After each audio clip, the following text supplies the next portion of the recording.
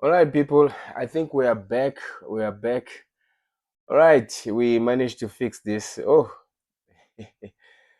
the first part of the video. I think the first how many minutes? I think the first 3 minutes I was just doing some setup, guys. Right, right. So let's go to the page, guys. Let's go to the page. So I will try to communicate with you guys.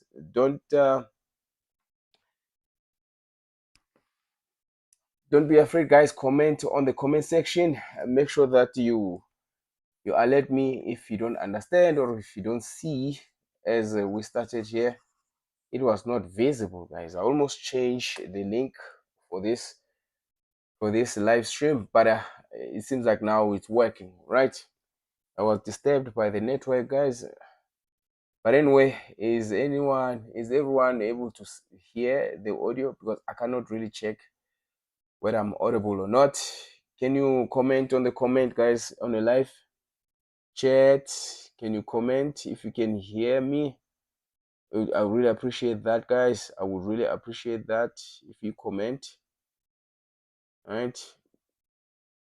Can you hear the the voice? All right. I think it's audible. Anyway, guys, I think we should start. Already we wasted enough time, right? I think we should start. So let's look at our question paper here. Let me just display it very quickly. Now, this question paper, guys, it consists of 3 questions. So this questions here, question one is complex numbers. Question two, let me show you question one. Question one there is complex numbers. Question two, it's trigonometry, and question three, it's limit and differential calculus. Right now, we're gonna start with question one. Hopefully, you guys can able to see the content on question one. But let me try to zoom it so that you can able to see what question one consists of. Right. So let me move to question one. Yeah, there's our question one there. So question one has 1.1, where they want us to simplify and leave the answer in a rectangular form. So question 1.1 actually has 1.1.1, which is this one here. So I'm gonna write it on the side, and then let's simplify this. As you can see, this is out of 3 marks there. Right, so let me create a space a bit so that we can able to solve that question there. Right, so let's move a bit on the side there. So here's 1.1. Let me just write it 1.1.1. So you are given I to the power of 8 minus I to the power of 7. There we go. Right. So these two imaginary numbers, they have the exponent of even and the odd number there. If you were in the class, I did actually mention how to solve these two exponents if you have them on your imaginary numbers. But it's very, very simple. The aim here is to make sure that your I, or your J, in this case it's I, it has the power of 2, because we know that I to the power of 2 is equaling to -1. There we go. So let's continue. So how can we change this I to the power of 8 so that it has, or it contains, I to the power of 2? What you can do, you can open the bracket and then you write I to the power of 2, and then you close the bracket. And then outside here, you must have a number that when you multiply by this power of 2, you must get 8. So it's very, very simple, guys. All you have to do is you divide this 8 by the power of 2 there, by these 2, and then obviously the answer is going to be 4 there. Then minus. Here I've seen a lot of people make mistakes here, so I need you guys to pay attention to this one where we have I to the power of 7. Now here you need to apply the exponential law. There is a law of exponents where you can write as a to the power of n multiplied by a to the power of m is going to give you a to the power of n plus m. Guys, this law states that when the bases are the same, the exponent will add and they will give you n plus m. So you do the same thing here, guys. You separate this imaginary numbers. So here's how you're gonna do it. So you're gonna multiply by I multiplied by I to the power of 6. So I almost wrote 6 there. Multiplied by I to the power of 6, right? This is the same law that I was showing you here, guys. So when you multiply this I with I to the power of 6, the base are the same and the exponent, they're going to add each other. They're going to give you that 7 then. The reason why we do this is to make this I here to have the exponent of an even number so that we can change it in terms of j to the power of 2. So if you continue here, the first term, you're going to write it as it is with I to the power of 4, with I to the power of 2, and then we have 4 outside minus. Now, here, guys, we have we have I there, and then this one here, we can say on the inside the bracket, we have I to the power of 2, and then we can say 6 divided by 2, and then outside the number is going to be 3, because when you multiply these 2 and that 3 there, you will get the 6 that you see there. And then since we know that I to the power of 2 is equaling to -1, wherever there is I to the power of 2 on this equation, we substitute with -1. So let me just do it. It's going to be -1 to the power of 4 minus I. Do not forget, guys, this I is multiplying this one here, right? So inside the bracket, we have I to the power of 2. Also, we're going to change it into 1 to the -1, to the power of 3, right? So if you put this on your calculator, -1 to the power of 4, put it exactly as it is with brackets and everything, guys. It's going to give you +1. And then let's look at the second term with -I multiplied by open bracket, -1 close bracket to the power of 3. Again, this -1 to the power of 3, put it exactly as it is in your calculator, and then you will have -1. -1 multiplied by negative, that is going to be positive, multiplied by I, so this is going to be +I. So as you can see, they say we must leave our answer in a rectangular form, guys. Rectangular form is when you have a real number, which is 1 there, plus or minus imaginary number, which is I there. Guys, I hope this makes sense. Again, if it doesn't make sense, please, you can comment there on a live chat if you don't understand, but I don't see any comments so far. So if you don't understand, please comment, guys, so that we can be able to help you out. But basically, this is how you do 1.1.1. It was out of 3 marks. So when we mark it, usually we're going to mark the simplification, this part here. We're also going to mark this part here and the final answer there, which is equaling to 3. If you decide to skip, or if you wrote extra steps, these 3 steps are very important, guys, right? All right, so I hope this was easy to understand. If you don't have any questions, I am going to continue, guys, because this live chat, it might take longer if we don't try to be as quick as possible. All right, so I'm gonna erase this. I hope you managed to understand this, guys. So let's look at number 1.2. Again, I'll have to zoom it so that we can see the question. Right, people, remember, do not forget to comment there, guys, if you have a question, because the reason why we do this live stream is to help those who are not in class during the school days.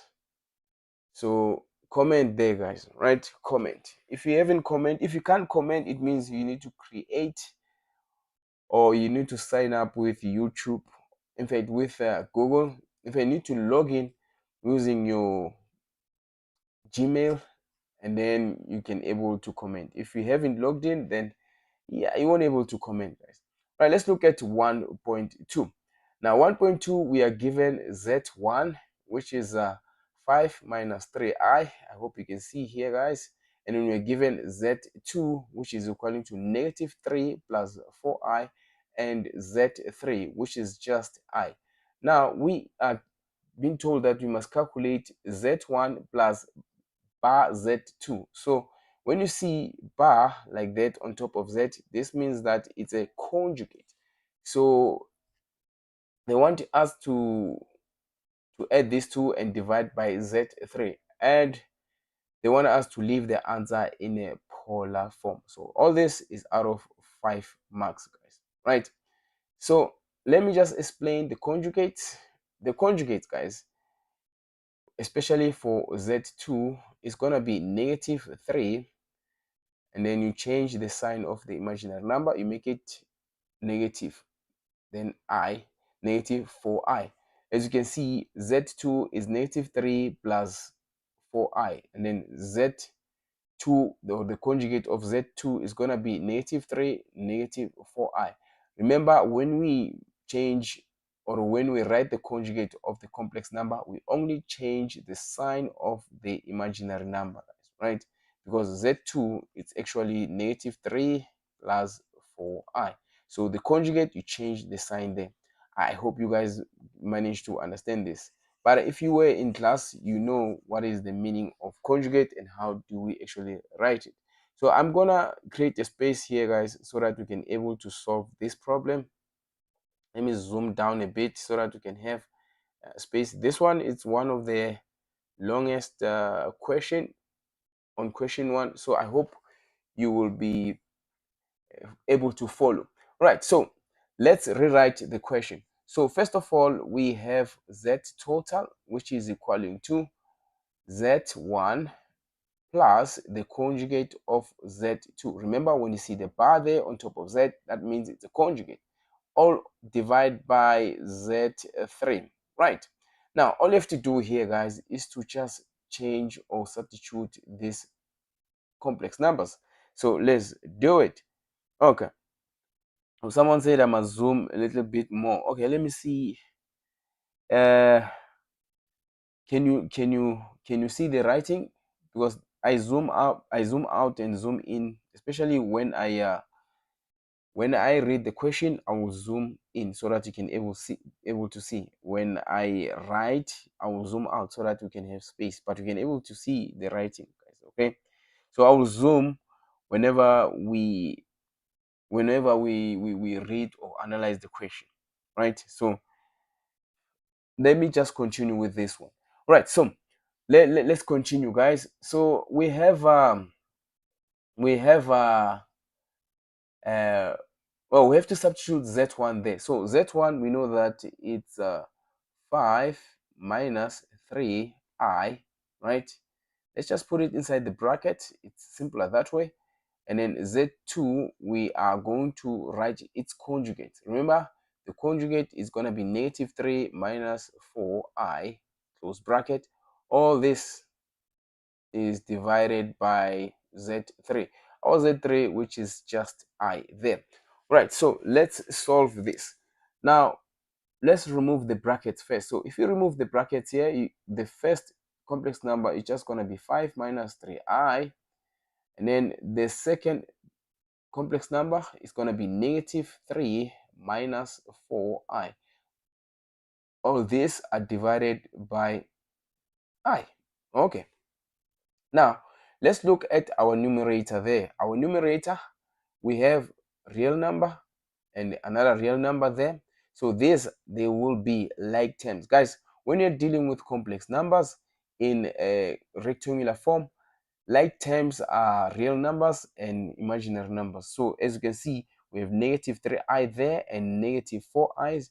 These will be also like terms. So it will depend whether they add or subtract. But when I look at the real numbers, we have 5 minus 3. This is going to give us +2.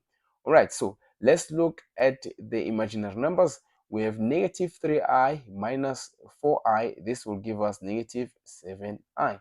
Right, so all this is divided by I. There we go. There we go.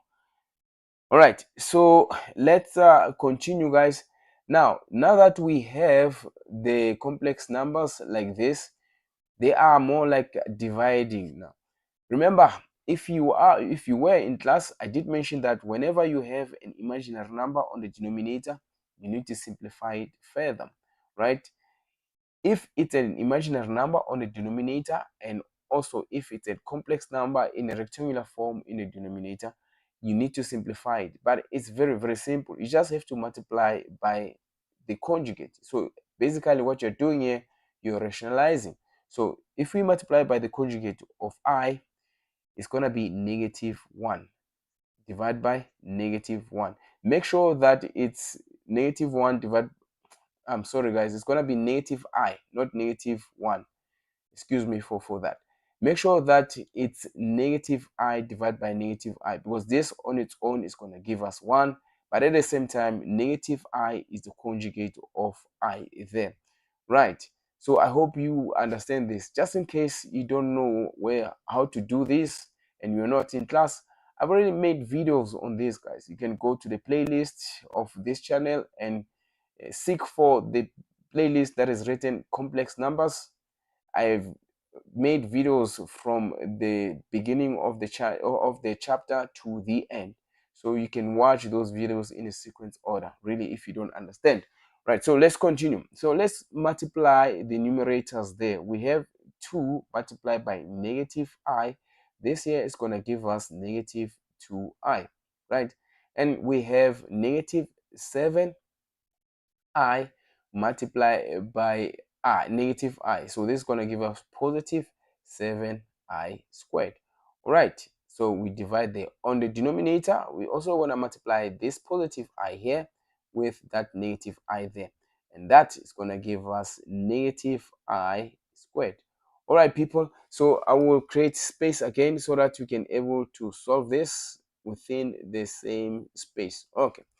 Right, people, bear in mind, guys, I'm doing this for the first time, so I will make lots and lots of mistakes, guys, right? But I assume that you will correct me on the comment section. And also, it's hard for me to comment and write there, so I'm just gonna read your comments there, guys, right? I'm gonna read your comments and I'll try to answer them as I busy writing there. All right, so now let's look at this one here. So you're gonna have to rewrite it, simplify it further. So the -2I, there's nothing we can do about it. We're just gonna leave it like that. But when you look at the second term on the numerator, we have +7I squared. If you still remember from the first question, I squared is equaling to -1, right? So we can say wherever there is I squared on this one here, we can put -1 there, and then we divide by I squared. But again, this -I squared, we're going to write negative there. So instead of writing I squared, we're going to write -1. Do you guys see? This is based from this here, guys, right? So let's simplify further. If we simplify further, let's start with a real number. So this 7 multiplied by -1 is going to give us -7. As for the imaginary number, there's nothing we can do there. It's still -2I. Now, -1, let's look at the denominator here. -1 multiplied by negative, that is going to be 1. So even if you don't write it here, guys, it's not necessary. We know that everything is divided by -1. So our simplification should give us the following here, guys, right? Should give us -7 minus 2I. Now, this one here, guys, let me just highlight it, because this complex number here, the simplified one, we're going to use it, guys, to change our complex number into polar form. Now, when you change into polar form, you need to remember that the real number, which is -7, represents x, and then imaginary number, which is -2I, represents y. There we go. Right, so let's continue. If we continue, now we have to calculate the modulus.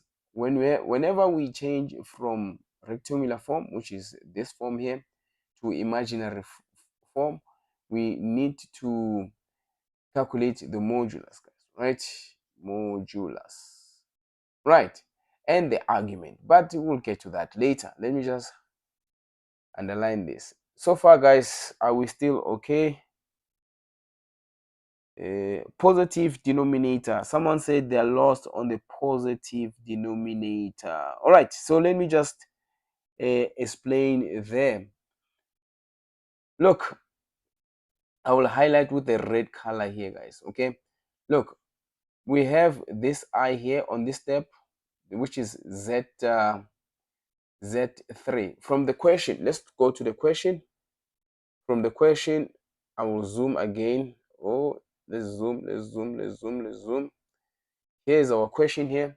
This is Z3, by the way. So Z3 is equaling to I, right? So the question, as you can see, let me just go back to where I rewrote. As you can see here, Z3 is our denominator here, right? So let me just zoom down. Okay. All right. Now, look, you first simplify the numerator. As you can see here, guys, I simplify the numerator there. And then from there, after simplifying, this is what we got. You can see, this is what we got. Then from there, since we have I as our denominator, we need to multiply by the conjugate. We need to rationalize, in fact. So the conjugate of I is going to be negative I. So when you multiply the denominator, we have negative I, we multiply by I. Okay. So you're going to have negative I squared. So let me just show you why is it positive. So if you say negative I squared, we can say this negative here, right? This negative there. And then we also know that negative negative 1 is the same as I squared. So this here represents I squared. Yes. So if you multiply this negative and that negative, the answer is going to be 1. I hope you managed to understood that one, Mr. or Mrs. Magagula, right? I hope you managed to understood that one. So I am moving on. So where were we? All right, we were calculating the modulus. So when you move from rectangular form to polar form, we need to calculate the modulus. So how do we calculate the modulus? Let me change the color here. The modulus is more like you're calculating for the radius, right? But before we do that, we need to recognize where is this happening? What quadrant is this, guys? What quadrant where x is negative and y is negative? So if you look at this here, let me draw the Cartesian plane here, right? So x and y, we know that x is negative this side and y is negative underneath there. So we have 0 there. So x is going to be negative on this side. Yes, right? I'm just going to show you guys. And then y also, since we have negative 2, is negative underneath there. So as you can see, this is leading us to this quadrant there, guys. Do you see? So this is happening on the third quadrant. So our z here, z total, is happening on this quadrant. Now we can say our x is negative 7. Let me try to write it in a visible way. It's negative 7. And then our y is negative 2. Right. So modulus is more like the radius, guys. Right. It's more like the radius. So when you calculate the modulus, it's more like you're calculating for the radius.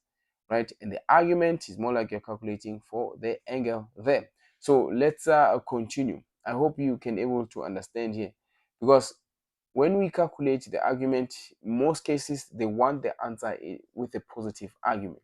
So let's continue. So when you calculate the radius or the modulus, you're going to use this formula. R squared is equal to x squared plus y squared. There we go. So we have to square root here because we are looking for r. Right, so r is going to be the square root of x squared plus y squared. There we go. Now, what is our x? Let's look at our complex number here, guys. This complex number. What is our x? Our x is going to be negative 7. So negative 7 squared plus. And then what is our y? Our y is going to be negative 2. So negative 2 squared. Right. So if you put this on your calculator, let me try to put this on my calculator. I'll try to be quick about it, but you also have to put it on your calculator, guys. Can you put it on your calculator as well? So we have negative 7 squared plus negative 2 squared. right? So our answer here is going to give us 53. So it's going to be the root of 53. Or you can write it in a decimal point here. We can have 7 comma 280. Even if you don't write it, it's still fine. You can leave it like this, guys. Now this is how you calculate your modulus, guys. Hope you understand this, right? Now, since we will be calculating our argument, you have to be careful. Where is our z here? So our z is on the third quadrant, guys, right? Our z is on the third quadrant. So make sure that you pay attention to the information that I'm about to show you here. Most of the time, guys, in your syllabus, which is N4 syllabus mathematics, they want you to have a positive, okay, positive argument, right? They don't want any negative argument. So in order for you to have a positive argument, you need to first calculate a reference angle, guys, right? Which is actually an acute angle. So an acute angle, guys, it's an angle that is between 0 and 90 degrees. So this is very important, especially when we are calculating the argument, because they want your argument in a positive to be positive. Let me just say it that way. So the best thing that you should do here, you can use any trigonometric ratio to calculate the argument, but I'm gonna use tan. I find tan to be simple to get our argument. Remember, argument is the angle, guys. So this here is our argument. So if I say tan theta, if you still remember the trigonometric ratio, tan is y over x. Now, if you go back to our complex number there, we have our x and our y there. All you have to do here is to substitute this. So all I can tell you guys is don't include the negative signs when you substitute our x and y. See these negative signs here? Don't include them there when you substitute. So let me show you what I mean by this. So you're gonna write your tan theta. Remember y, it's 2. Never include the negative, and then x is 7, right? So all you have to do now is to say theta tan, and then we have 2 over 7. Guys, do not include the negative signs of x and y when you're calculating the reference angle, right? So if you put this on the calculator, let me put it on my calculator very quickly. Tan 2 over 7, you will get 15,945, right? Let's just leave it to 3 decimal points. So this here, guys, it is not actually your argument. This is the reference angle, guys, right? This one here, it's a reference angle. So let me just create space so that we can able to write the final argument, guys, right? Let me just zoom down a bit because there's information that I need you guys to see. Right, can you see? Right, let's continue. So if we continue here, we have theta, right? So to get the argument or positive argument, you look at the quadrant here. So this z here, our total z is happening on the third quadrant. So our third quadrant, when you look at our third quadrant, it's between 180 and 270. So the angle that we must get here, it should be within 180 and 270. So I taught people, or people should know this, that on the third quadrant, this is how we represent the third quadrant, is 180 plus theta, right? So what you should do here is you're going to write 180 plus your reference angle. So what is our reference angle here, guys? Our reference angle is 15.945. There we go. So our final answer, you just add the 2 there. So what is 180 plus 15 comma 1 comma 945. The answer here is going to give us 195 comma 945 degrees. There we go. So this is how you calculate your argument or your positive argument, guys, right? It is very important for you guys to know where exactly is this complex number happening, right? If it's happening on the first quadrant, your reference angle is the same as your angle, as your argument. So it doesn't matter because, like I said before, the reference angle is an acute angle. So if it's happening on the first quadrant, it means it falls within the first quadrant, which is your reference angle. So it's gonna be your answer. I hope you guys understand this, because this is where I lose lots and lots of people. Now, the final answer, remember they say you must leave your answer in a polar form. So this total complex number is gonna be, remember our argument here, this one here,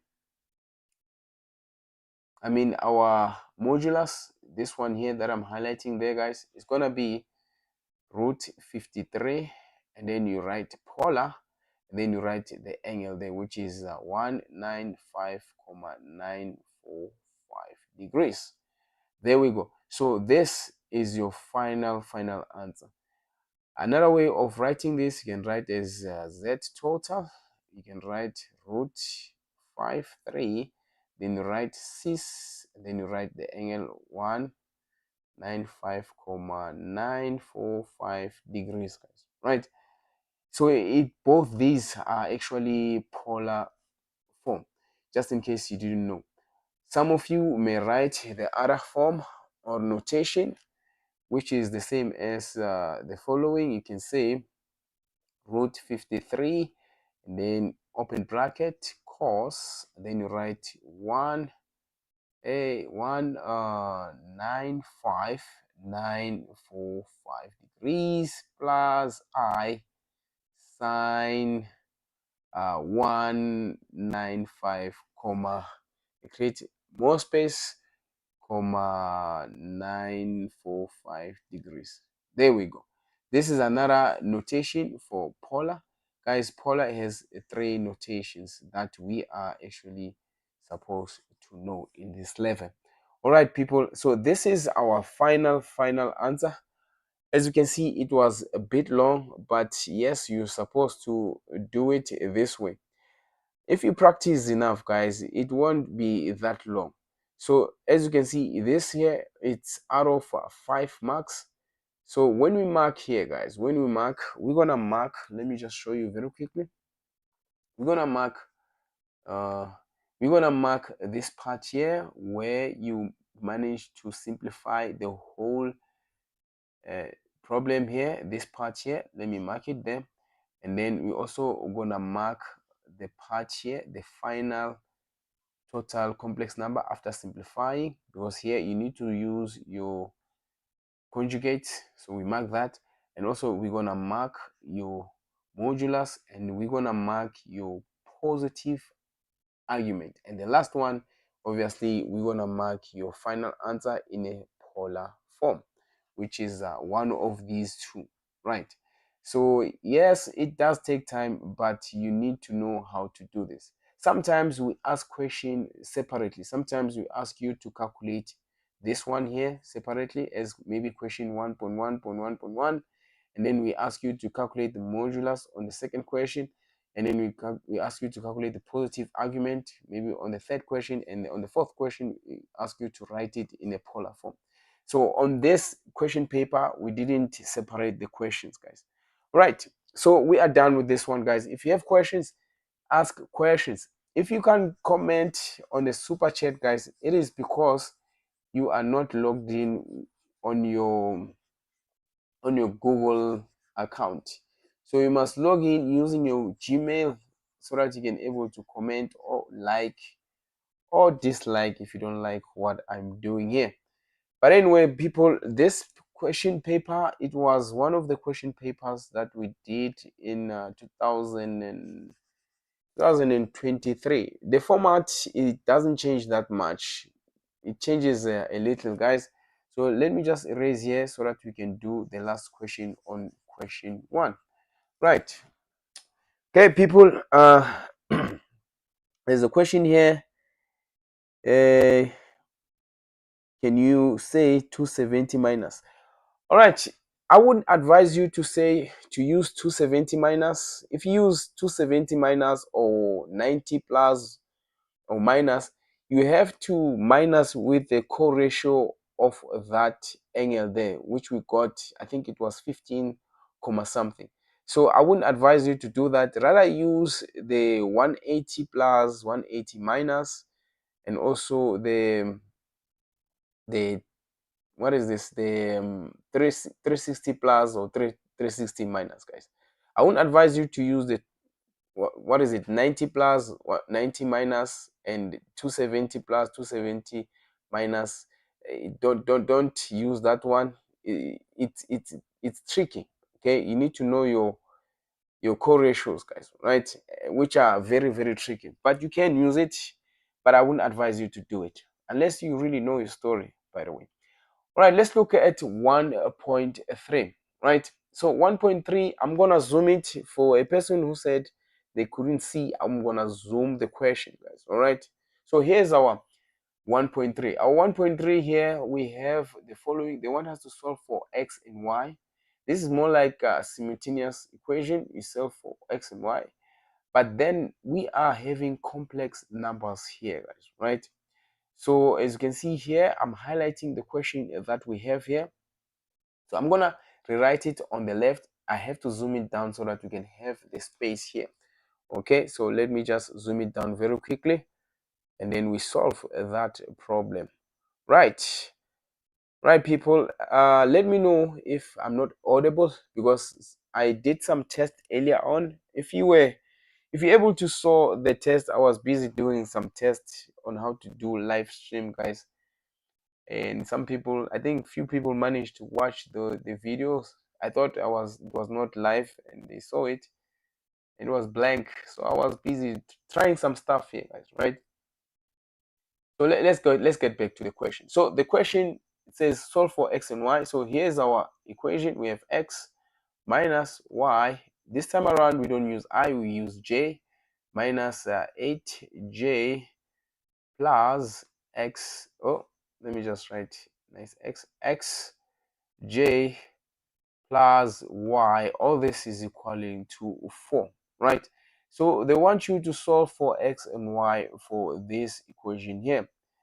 Now, before we start with this problem here, guys, there's certain things I like to mention. I always mention this just in case you are not in class. I will really appreciate if you pay attention here. So in order for you to solve this, there are a few things that you must pay attention to. One of the things is, if you have brackets, you have to get rid of the brackets. So you have to simplify this equation to get rid of the brackets. 2, if we have j to the power of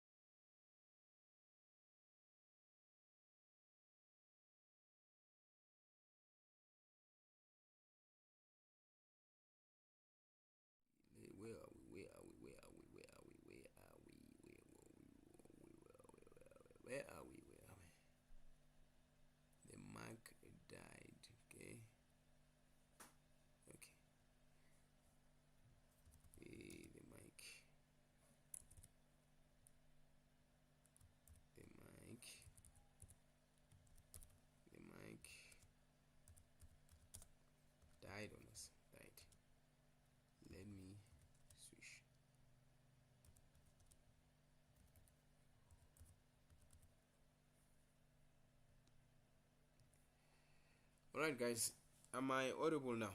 Am I audible? The mic died, guys. Yeah, this mic of mine. Okay. Can you hear me now? Can you hear me? A simple yes will do, guys. A simple yes will do. Before I continue, can you hear me? Oh, yeah. Let me go to the page. Can you hear me? Can you comment there, guys, if you can hear me? I think you couldn't hear me. At which point? At which point where you couldn't hear me?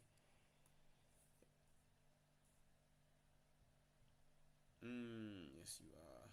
Yo, yes. All right, people can hear me now. Now, remind me, guys, at which point you couldn't hear me, because I was just talking. I realized later on that you were not able to hear me. At which point you couldn't hear me, guys? Please start over again. Okay. So someone said I should start over on 1.3. All right, let's do it, people. Let's do it. It's fine. As long as you have time, I have all the time, guys, in the world. I never went to church today, so I don't even go to church, guys. I assume you guys went to church. Did you guys go to church? Did you pray? Did you pray for this stream to go well, guys? I hope you prayed, guys. Okay, I hope you prayed. Yeah. Right, people. So let's look at 1.3. Someone said I should just start over from 1.3. So I'm gonna zoom again. Right, I'm gonna zoom again. Can you see the question there? Can you guys see from 1.3? Right. Right, let's look at 1.3. I'm starting over, guys. Right, 1.3. Here's our 1.3. Let me use red here. Here is our 1.3 there, guys. Right, so 1.3, they want us to solve for x and y. Right, so this is a simultaneous equation. Now, this is the question that they want us to solve. I am going to copy it and paste and write it, in fact, next to this question paper here, guys. Right, so I'm gonna zoom down so that we can have space. Right, and I'm gonna explain whatever I was explaining there, guys. I'm gonna try to make sure that we can able to understand. Right, so let me write this question here. So the question is x minus yj, right, minus 8j plus xj plus y. All this is equaling to 4.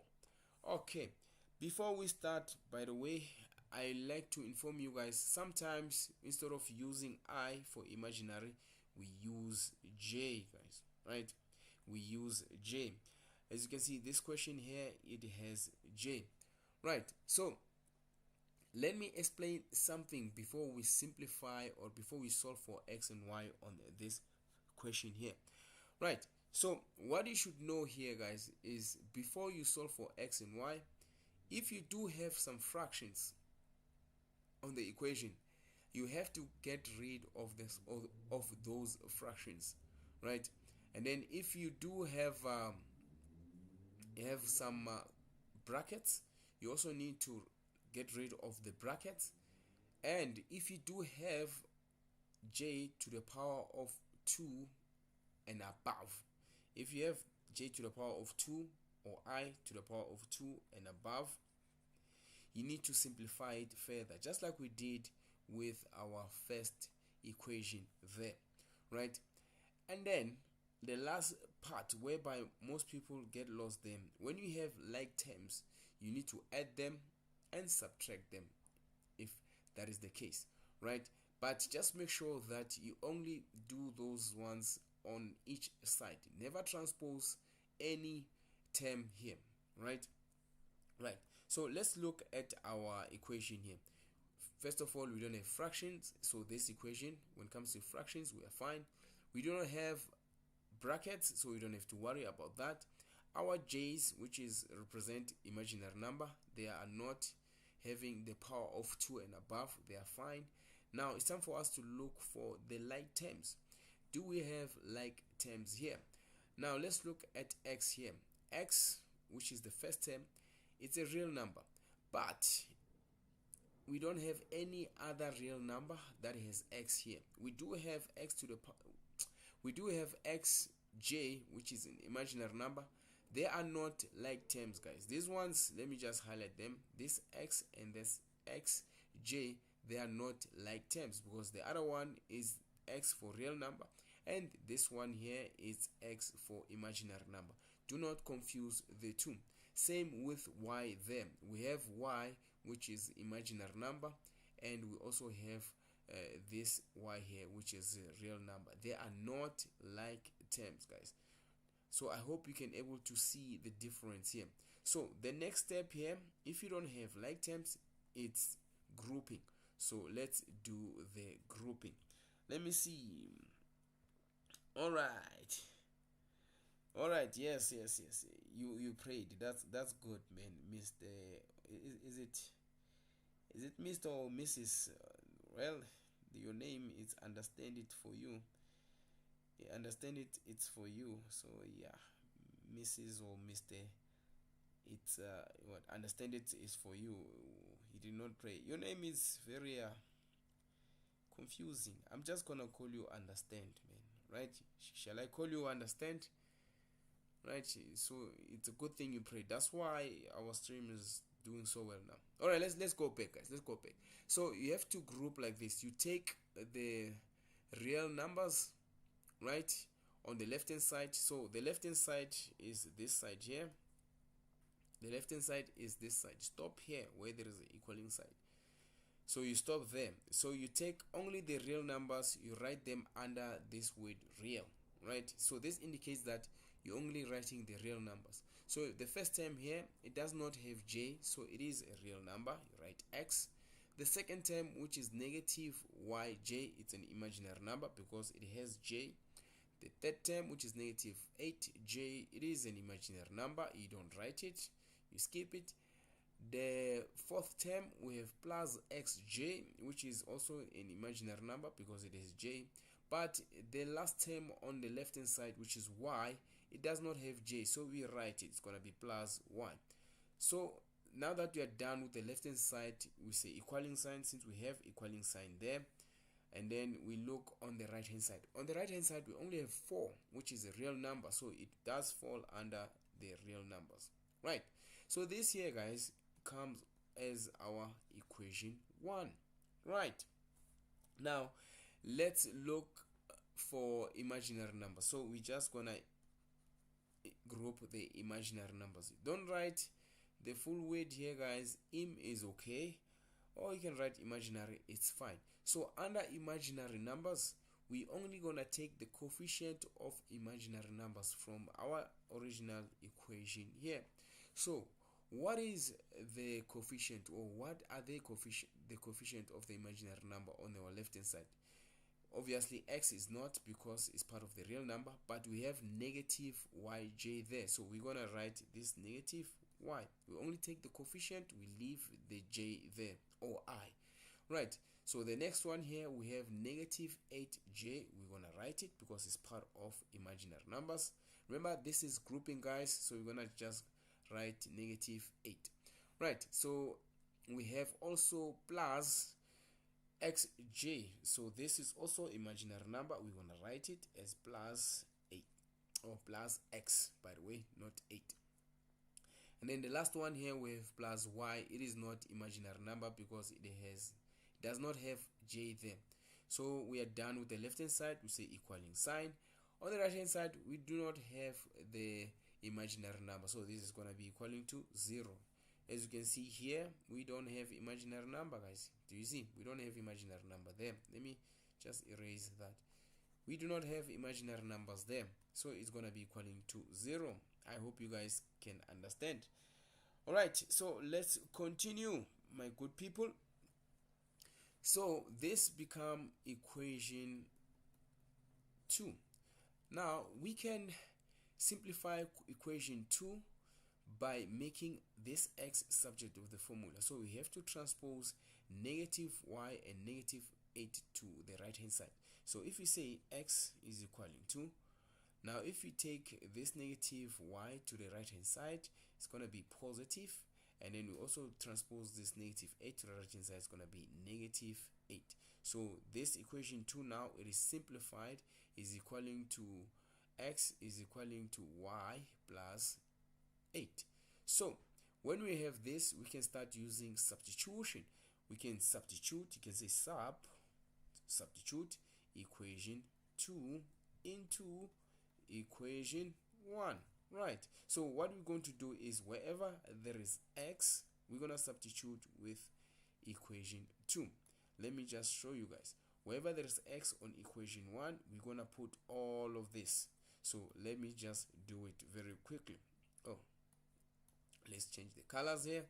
So let's rewrite equation 1. Equation 1, we have x plus y. So wherever there is x, we're going to put y plus 8. Then we have plus y. We have plus y there, plus y. So instead of writing, yeah, we're going to add plus y, guys, all right? Plus y. And then all this is equaling to 4. Right, so we just substituted equation 2 into equation 1. Now all you have to do here guys is to simplify and solve for y. We only have y as unknown, so we have y plus y, they're gonna give us 2 y's here, and then we transpose this 8 to the right hand side, so we're gonna have 4 minus 8. Right, so let me just create space here, guys. Let me create space. Are we still okay, people? Don't forget to comment if you are lost or if you don't understand. All right, so if we continue here, we're gonna have 2y, which is equaling to, what is 4 minus 8? We're gonna have negative 4. This is based on this equation there, or that step there, and then we divide by 2 throughout. Right, if you divide by 2, this is gonna give us negative 2. So we can say that y is equaling to negative 2. So in order for us to get x, we have to substitute y on one of these equations. You can substitute to any of these equations, guys, but I find it easier for me to substitute on this equation, which is equation 2 there, because we're looking for x. Wherever there is y, we're gonna put 2 there, or negative 2, not 2. So you're gonna write the following: substitute y into equation 2. There we go. So here is our equation 2 here, guys. Oh, where is it? Here is our equation 2 here, guys. So we know that x is going to be equaling to y, but what is y? Y is negative 2 plus 8. There we go. So x is equaling to 6. So we can say y is negative 2 while x is 6. Right, if you look at that question, we forgot to check the marks, but this question here, it's very simple. Let me just zoom down for a minute. Right, let's go and check the marks there and show you how we mark this. If you look at this question, guys, it is out of 4 marks. So when you mark it, or when we mark it, we're gonna mark the grouping first, because this one really doesn't need you to simplify that much. So we're gonna mark the grouping. Where is the grouping? This is our grouping, and the other grouping of y, where is it, of x, there we go. So this is 2 marks, and also we're gonna mark your answers, guys. Right, we're gonna mark your answers, your x and your y, so 1 and 2. So this here, guys, is gonna give you 4 marks. Are we fine, my good people? Are we fine? Are we understanding this question here? If you have a question, do not forget to comment there, guys. Right, remember, I cannot do both, guys. Multitasking for me, it's quite a challenge. So if you comment there, I might take time to respond to your question. All right, but if you don't have any questions, I'm gonna erase this, and then we're gonna start doing question 2. I hope you understood question 1, guys. Question 1, it's based on complex numbers. So the question for your test 1, the question 1 for your test 1 is gonna be similar to this, guys. Okay, it's gonna be complex numbers. So we might ask you to We might ask you to change from polar to rectangular, or from rectangular to polar. We might ask you guys to also simplify the complex numbers, and also to solve x and y, guys, right? But the style of setting, or the type of system that we use, format, in fact, the type of a format that we use, it's exactly similar to this. There's a little changes there and there. Okay, guys, we are done with question 1. So let's do question 2. Right, let me zoom question 2. Question 2, guys, is trigonometry. So this question here, I need you guys to have your formula sheet with you, guys. If you don't have your formula sheet, try to search for it in your bag. I assume you have your bag with you. If you don't have, you can try to look for it online, because this is trigonometry and we're gonna use a lot of information from the formula sheet. Right, so let me highlight question 2 here. So question 2, we have the following here. We have 2.1, where they want us to solve the problem here, and we have 2.1.2, where we'll have to sketch. 2.1.3, we are solving for x. 2.1.4, we are simplifying.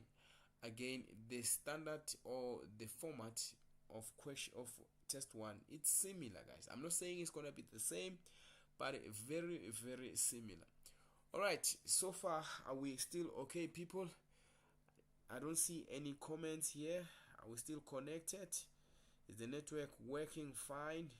Is the audio still working fine? Before we do 2.1.1, which is this one here, can you see this question here?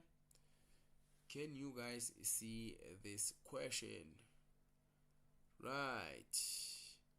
Okay, so this question here, guys, it is very, very simple, guys, right? So basically on this question, there is a mistake here on this question. They actually want you to simplify this, okay, and then they say rationalize your answer. And this question, in most cases, there's information that's missing on this one specifically. They want you to solve this question without using a calculator. So I'm gonna zoom out again, and we're gonna solve it right here. Let me just do this. All right, so the problem is you have cos, right, and then we have 105 degrees. Usually this type of a question, guys, they want you to solve without using a calculator, guys, right? And then the answer, they say you must rationalize it there on that question. So this here, guys, it will require you to use the special angles. We have the triangles that we use for special angles, so I'm gonna write them here. But these triangles here, guys, they are not there on the formula sheet, so you need to know them. So these triangles here with special angles, we have one that has 45 degrees, and then the other one that has 45, that has 30 and 60. So this one of 45 degrees, it has 1 and the square root of 2 there for both sides. And then we have this one here, guys, right? We have this one where now we're gonna have 60 and 30 degrees, right? So here is gonna be 30 and there is gonna be 60 degrees, right? So we're gonna have let me see, this is gonna be if I still remember, this is gonna be 1, this is gonna be 2, and that is gonna be root 3. Guys, you need to know these triangles. They are not there on your formula sheet, so you need to know them, right? In order for you to do this problem that is given to us, we need to apply these triangles here. Now when you are given this, usually they say without using a calculator, but the question here never specified that, never said that. So let's do this. Now usually we use the 180 rule and the co-ratio rule, but as you can see 105 we cannot use the co-ratio rule or the 180 rule here. So we can rewrite the following as like this: cos, we can add two special angles here that we have. We can say 60 plus 45. There we go. If you say 60 plus 45, you will get the following here. You will get 105 degrees, right? So when you look at this, now this forces us to use the compound angle identities, guys. If you don't remember compound angle identities, I've made videos on it. You can go to the playlist and search for the playlist that contains the compound angle identities there. So as you can see, this 60 and 45, they will act as A and B. Now this here, it's a compound angle identity for cos. Now if you can go to your formula sheet, I hope you have your formula sheet, guys, with you, right? I hope you have your formula sheet with you. You have to expand this cos here. So I'm gonna use a black color here, guys, when we expand. So when we expand, the cos is gonna be cos, right, 60 multiplied by cos 45. There we go. Since we have positive here, between this expansion we're gonna have minus. Remember, with cos the sign changes here, so it's gonna be sine 60 multiplied by sine 45. Are we still together? The second one, they say it's incorrect. The second triangle, Mzamo says it's incorrect, guys. Can we double check it? Can we double check it? Is it incorrect? Oof. Can we double check it, guys? Confirm there on the chat, because I think it's correct, guys. I think it's correct, but let's double check. Mzamo says it's incorrect. Mzamo says it's incorrect. Before I continue, guys, I need you to double check for me. Or let me just check my book. I don't have my book with me. Can you check for me, guys? Can you check? Oh, where is Mzamo now? Yes, Mzamo. Can we check, guys? Can you check? Sorry. Oh, she says she made a mistake. Oh, sorry, a mistake. Okay, Mzamo said it's a mistake. All right, guys. So the second triangle is correct, guys. Mzamo was mistaken. We were expanding, just in case you got lost. We're expanding this, guys. Right? We're expanding this. So let's continue expanding. Remember, when you expand cos, it's gonna be cos 60 cos 45. Instead of having plus there, because our original it has plus there, we're gonna have minus there, right? And then we say sine 60 sine 45. Right, now let's continue, guys. Let's continue. Let's look at our cos 60. Remember, you have to solve this without using a calculator. Cos, it's what? If we go back to our trigonometric ratio, we know that cos, it's let's just say cos it's adjacent, right, over hypotenuse. There we go. So when you look at 60, here's our 60 here, guys. Here's our 60. Our adjacent here is gonna be 1. There we go. So it's gonna be 1, and then our hypotenuse is 2 there. So this is gonna be 1 over 2. Multiply. Now let's look at cos 45. So we have to look on this triangle there. So our cos 45, our adjacent here is gonna be 1. So we say 1 over our hypotenuse. Let me just erase this. Okay, it's gonna be 1 over, and then our hypotenuse, which is gonna be root 2 there. So I hope you can able to see that, guys. Our hypotenuse is going to be root 2, right? Minus, because we have the minus sign there, sine 60. So sine 60, we are going back to this triangle again. So sine 60, we know that sine, let me write it here, sine theta is equaling to opposite over hypotenuse, right? So what is the opposite of 60? It's root 3 there, guys. Do you guys see? So let's write root 3 there, root 3 over our hypotenuse. For 60, our hypotenuse is going to be 2 there. So this is going to be over 2. Then multiply sine 45. Sine 45, we are going back to this triangle again. So when you go back to this triangle, we have opposite. What is opposite of 45? If you look at this 45 here, the opposite is 1 here, guys. Do you guys see? Right. So the opposite is going to be 1 over, what is our hypotenuse? Our hypotenuse is going to be root 2 there. So over root 2.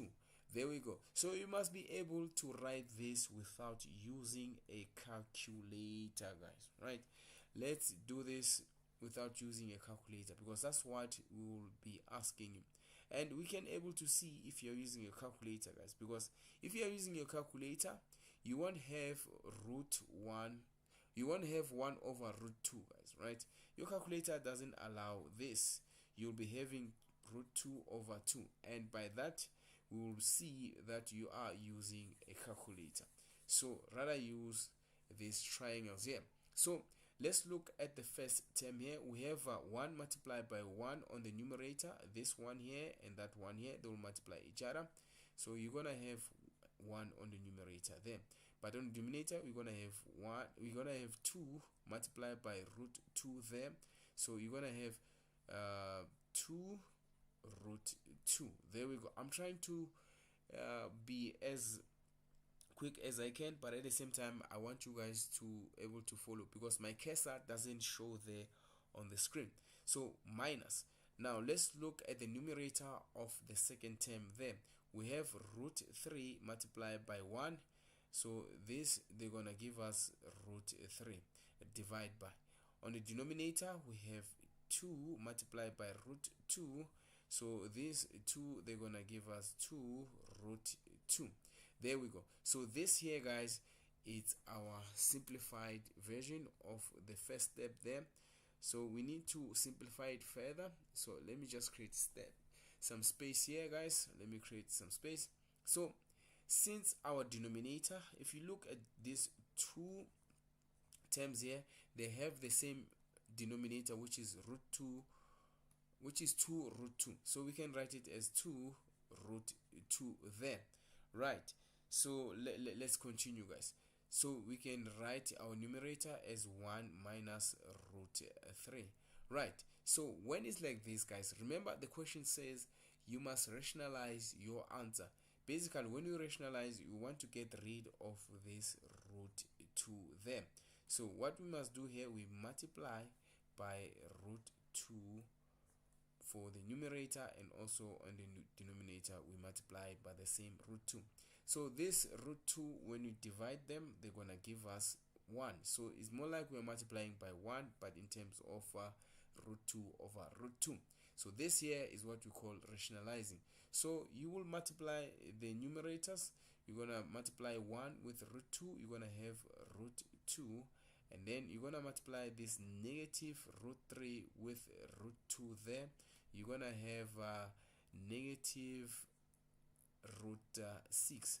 Just in case you don't know, guys, if the roots are the same, if you multiply the numbers inside the same root, in this case is more like you're saying 2 multiplied by 3 and under the same root, this is gonna give you that, just in case you didn't understand. And then let's look at the denominator. The denominator, we have 2 root 2 multiplied by root 2. This 2 root 2 multiplied by root 2. So first of all, if you multiply root 2 with root 2, it's gonna give you 2, right? But let us not forget, we also have this 2 here. So that 2 multiplied by 2 is gonna give you 4. So this here is your final answer, guys, right? This here is your final answer. I hope you managed to understand this. If it so happened that also you didn't understand this, guys, please leave a comment there. Comment on the live chat, guys, so that you are not left behind. But I'm trying to explain each and every step here, because some of the steps really they are not that difficult. So let me show you how we actually mark this one here, guys. If you come across this type of equation, this is how we mark it. Let me change the color. So this is how we're gonna mark it. First of all, we're gonna mark the fact that you manage to change this into this format here. Cos 60 plus 45, that is one mark. Also, we're gonna mark the expansion, and then we're gonna mark, it's either we mark this part here or this other part where you simplify, and then we mark the final answer there. So all this is equaling to 4 marks. So it's either we mark this part here, or we mark the simplifying part there, guys. So one of these is gonna be 1 mark there, guys, right? But please show the rationalizing part, because people don't like to show the rationalizing part. It's very important, guys, to show that you rationalize, right? So this was out of 4 marks. I hope you guys managed to understand this. Really, it was not that difficult. Remember, you need to know your triangles, guys. So let me show you how to remember, or how to write this triangle, how to remember this triangle the easiest way. So this one of 45, it's so simple, guys. It's just 45, guys. 45, 45, right? And then here you have 90 degrees. So you have 1 1, and then you have the root of 2. That's it. This one of 45, simple to remember. You have 45, 45. These two sides are equal to each other, and then the longest side is root 2. Right. The other one, to remember the other one, guys, it might you might make some mistakes there. So in order for you to remember this one, it's actually derived from this triangle here. If you still remember this triangle, guys, where you have all the angles equaling to each other, right? Alright, these angles here, they're equaling to each other, and the sides as well, they're equaling to each other, which are 2 here. I think we call this triangle an equilateral triangle. Right, let me look there. We have Loliwe says she doesn't understand how we multiplied by square root there. Oh, Loliwe, I am confused now.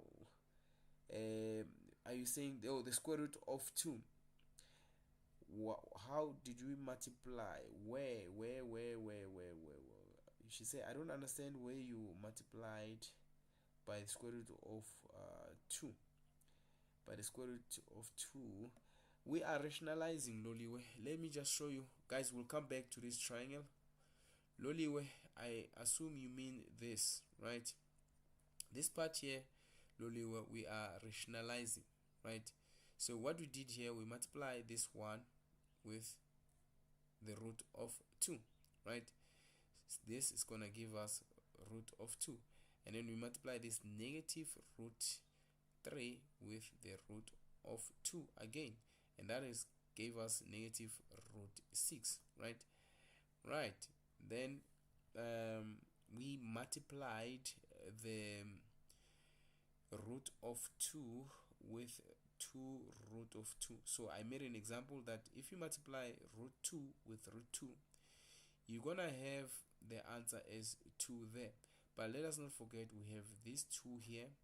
So the root of 2 multiplied by the root of 2 is gonna give us 2 multiplied by this 2 here. So it's gonna give us the 4 there. So that's the reason why we multiply by the root of 2 over the root of 2. This is what we call rationalizing. We are not allowed to have the denominator with the root there, Loliwe. I hope you managed to understand this, because I assume that's what you mean there, right? Let's see. Dr. Lesho or Lesejo. I'm just gonna call you doctor. Right. say the triangle for 60 and 30, can you do it via calculator? If it's possible, you can do it via the calculator, guys. It's fine. But if you use a calculator, when it comes to cos 45 and sine 45, your calculator is gonna give you root 2 over 2, and we will know. I will know when I mark you guys that you used a calculator. So if you don't use a calculator, this is gonna be 1 over root 2, 1 over root 2, right? This root 2 over 2 and 1 over root 2, it's one and the same thing, but root 2 over 2, it shows that you use a calculator, right? So you can, but you are risking getting of being caught if you are not following the instructions. That's basically what's gonna happen.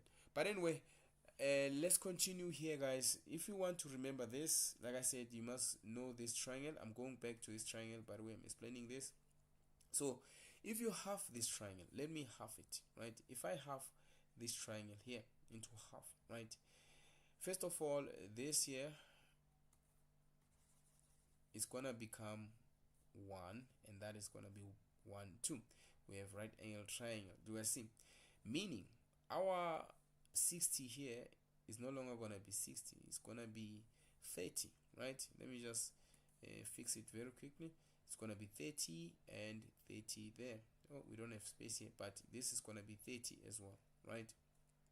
Now, meaning if you erase this part here, right, if you erase this part here, do you see now we have the other triangle there?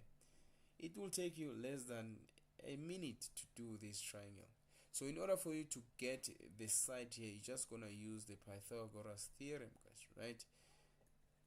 The Pythagoras theorem. If you substitute, remember this is your x and this is your r.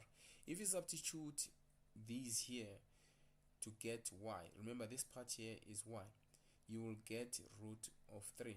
Hence you're gonna have that triangle there. I hope you managed to understand this, guys. Really, it is not that difficult. So I'm erasing here, guys. If you have questions, let me know so that you don't get confused. People are asking questions. As you can see, I'm trying to answer everyone, and if you do understand, also comment there that you understand the question that you asked. Right, guys, we are done with this question. Let's move to the next question. Make sure you have snacks with you, guys, because this is gonna take longer than anticipated because of the question, because of this streaming here. Like I said, we are streaming for the first time, guys, so I will make lots and lots of mistakes when it comes to streaming part, but I'll try to be as quick as I can, guys. Right, and let's look at number 2.2. Is it no number 2.1.2, guys? Right, number 2.1.2. Let me highlight it very quickly. We just finished this one, guys. Let me highlight this one very quickly. So they give you this question here, and then they want you to answer this, right? So this one here is the application of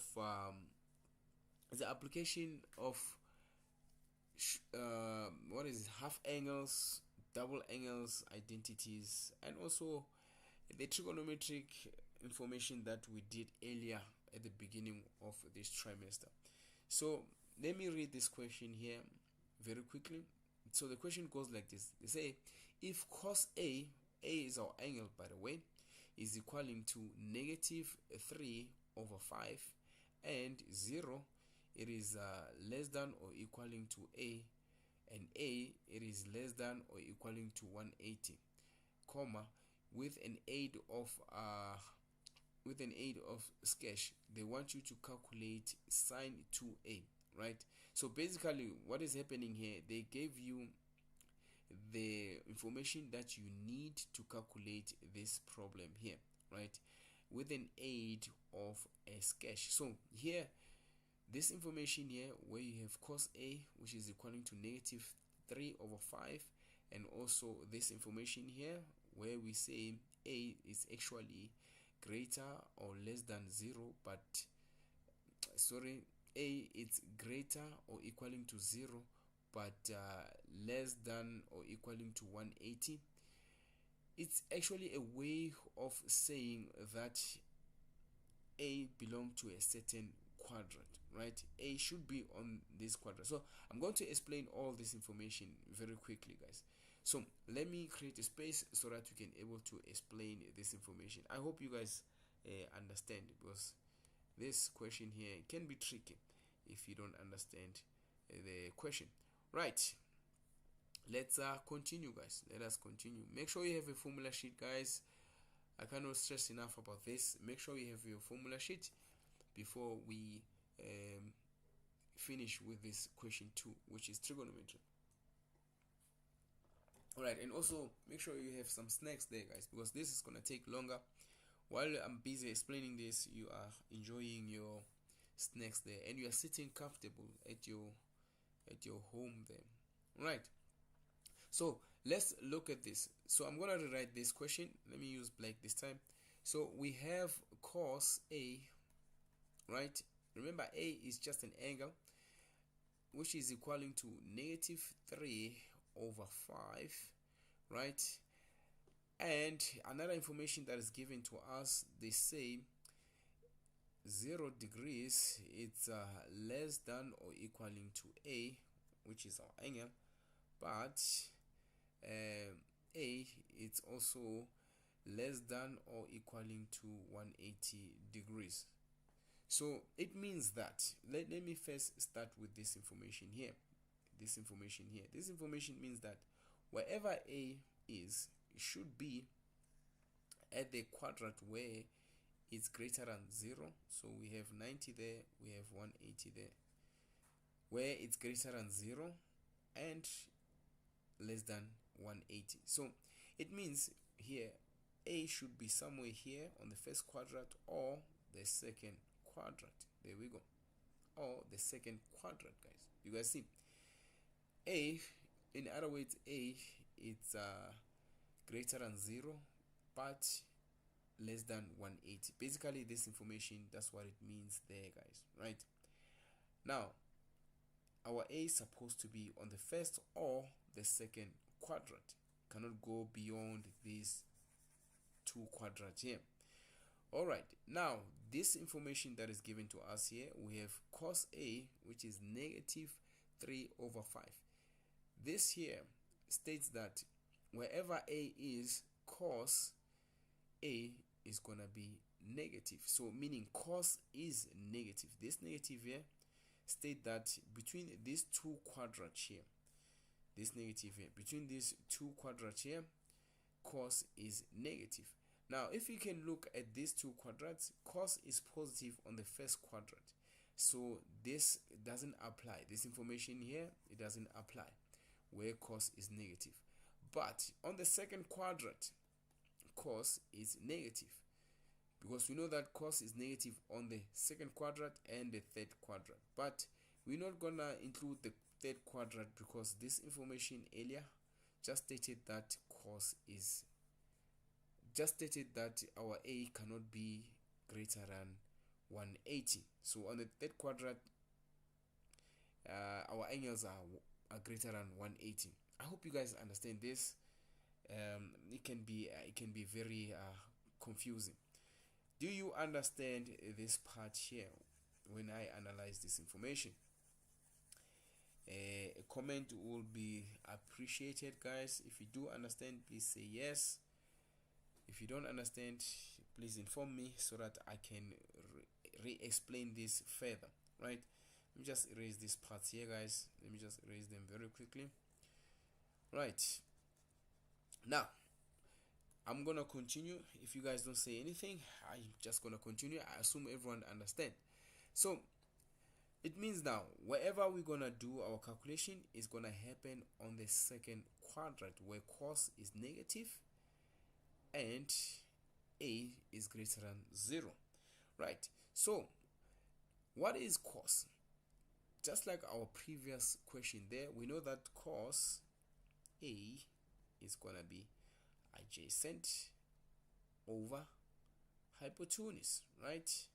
So our adjacent here is going to be -3, so, and then our hypotenuse is going to be +5. Hypotenuse is always positive. So if we say x here and y 0, we know that on this side x is negative. So our adjacent, which is going to be -5, do you guys see? Right. And then our hypotenuse, which is radius, is going to be, oh sorry guys, sorry, I made a mistake. Our adjacent is -3. Sorry guys, it's -3, this 3 there, and then our hypotenuse is going to be 5. There we go. I am getting tired guys, that's why I make these mistakes. So you're gonna create this triangle here. We know that this side here, which is x, which is equaling to -3, and then our hypotenuse, which is gonna be r, is gonna be 5 there. So what is missing? It's our opposite. Remember, this is our angle, which is a there. So you're supposed to draw this right angle triangle on the left. Mrs. Shabalala, is it Mrs. Shabalala or Miss Shabalala? Bonke. She's struggling to hear me, guys. I don't know whether it's a audio or I don't make sense. Please elaborate further so that I can able to fix the problem. But I don't think it's a matter of audio there. But where you are struggling to understand me, Mrs. Shabalala or Mr. Shabalala, I don't know which one is it there. Where are you struggling to hear me, guys? Are you struggling to hear me? But anyway, I hope you managed to understand this part here. Let me just explain it very quickly. Remember, when you have cos A, which is equal to -3/5, it means that this negative, it means that wherever cos is negative, or the quadrant, wherever this is happening, cos is negative. And then this information tells us that our A is between the first quadrant and the second quadrant, because on the first quadrant A is greater than 0, and on the second quadrant A is less than 180. So A is greater than 0 but less than 180. But the quadrant that we're supposed to use between the two is the second quadrant, because cos is negative. You cannot go on the third quadrant or the fourth quadrant, right? Now here we need to calculate y. So when we calculate y, guys, we need to use our Pythagoras theorem, or theorem of Pythagoras. We know that when you use the Pythagoras theorem or theorem of Pythagoras, we have to use this formula here. Or the audio is not okay. All right, I'll try, guys. I'll try to speak louder, because I'm using the mic in the laptop. I haven't used it before, so I'll try to be louder, right? And also, if you have earphones, try to use your earphones, guys, right? Right. Shabalala, I'm gonna be louder, right? Okay, so let's look at our right angle triangle. So make sure that you know where exactly to draw your right angle triangle, right? So when you look at our right angle triangle here, we do have r, we also have x. The only thing that is missing here is y. So let's find y. Our x is -3 squared, right? Plus we are looking for y, so equaling to our r. Our r here is 5 squared, right? So we have to make y subject to the formula. If we transpose this negative 3 squared, which is gonna give us 9, by the way, to the other side, this is gonna be -9. So let's start with this 5 squared. This is gonna give us 25. There we go. And then if you say -3 squared, this is gonna give us +9, and then we transpose to the other side, it's gonna give us -9. So if you continue here, y squared, we're gonna have positive 16, but then we must square them. When you square this, y is gonna give us plus or minus 4. I hope you managed to understand here, guys. I hope you managed to understand. Some of you can do it this way, it's still fine. Some of you can first make y sub the formula without solving by transposing this x to the other side, where you can have negative x squared, and then you square root both here on the both sides. So you're gonna have y plus or minus the square root of r squared minus x squared, right? And then you just substitute there, you put them inside your calculator, where you can say what is r is 5 squared, x is negative 3 squared. Then from here you put that in your calculator, you will have plus or minus 4 there. So it's one and the same thing, guys. I hope you can manage to understand. It's just that I wanted to show you other ways of doing this. So we can say, let me just create a space, we can say y is equaling to plus or minus 4, but since this is happening on the quadrant where y is positive, can you see at this quadrant here y is positive, so we can say y is equaling to 4. Right, now that we have x, y, and the radius, we can able to use the information. Remember, they wanted us to calculate. Let me go back to the question. Guys. Let me zoom here. They wanted us to calculate sine 2a.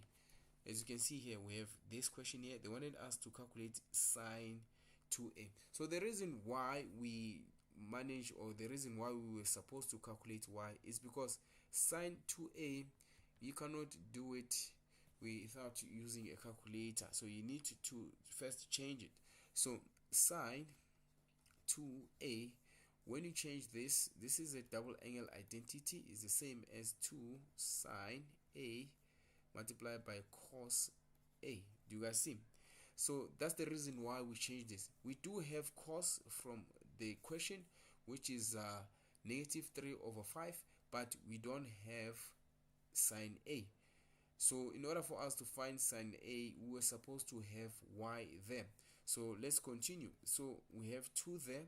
So if you change this, or if you look at your triangle here, guys, your triangle here, sine, we know that sine is opposite over hypotenuse, right? So if you look at our triangle here, let me just show you the triangle here, guys. We know that our opposite of a is now 4, the 4 that you calculated, which is y, and then our hypotenuse is 5. Multiply, right? Let's close the brackets there. Cos, you don't really have to stress about it. Cos a is given to us on the statement, which is going to be negative 3/5. Then you do the calculations there. We say 2 multiply, remember we have divide by 1 there. We say 2 multiplied by 4 multiplied by 3. So 2 multiplied by 4 is 8. 8 multiplied by 3, it's 24. There we go. And then we say 5 multiplied by 5. On the denominator, we're gonna have 25. Let's not forget we have negative there. I almost forgot the negative. So the answer is gonna be negative 24/25. So this is your answer, and usually this is out of 5 marks. So we didn't check the marks there. Let's zoom out and let's see if we can able to see the marks. Right, let's move to the question. Right, this is out of 5 marks. So let me show you how we're gonna mark this. Again, we'll mark the triangle. If you put your triangle, your right angle triangle, in a right quadrant, which is the second quadrant, we mark 1 there. Also, we're gonna mark your 4, the one that you managed to get when you calculate for y, that is 2 marks. We're gonna mark your application, whereby you change this double angle identity into 2 sine a multiplied by cos a, and we're gonna mark the substitution there of sine A and cos A and the final answer them. So all this is 5 marks.